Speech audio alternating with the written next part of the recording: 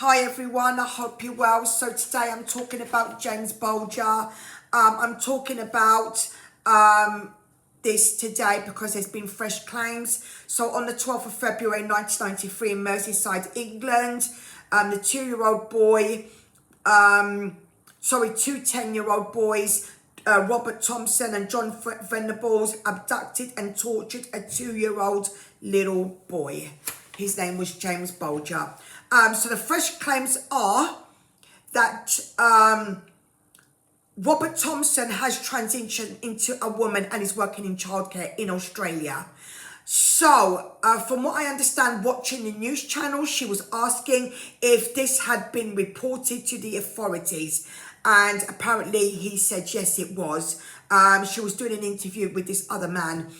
So how seriously the claims are going to get, done by the police, I really don't know.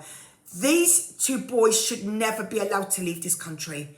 They should never be allowed just to move on, and they should never be allowed to have secret identities to be allowed to move on. These boys, are murderers, Although they were only 10 years old, it doesn't matter. They're murderers, right? They would have gone to a child institution, then they should have gone then to jail and spent the rest of their life there. That's what should have happened. They should never have been released.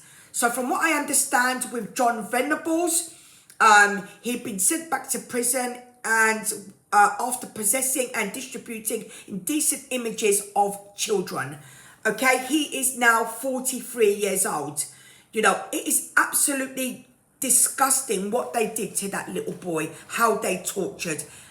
How anyone could torture a 2-year-old child, you know what I'm saying?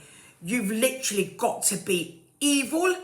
You're also very sick and you're also evil. So they should never been allowed to leave this country, to move on. They should never been allowed to have secret identities, to move on, to be able to go and maybe do this to someone else. This should never have been allowed. You know what I mean? Why is this been allowed? Why?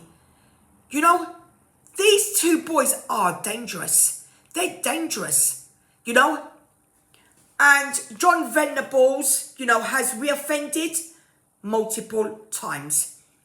I find it absolutely disgraceful.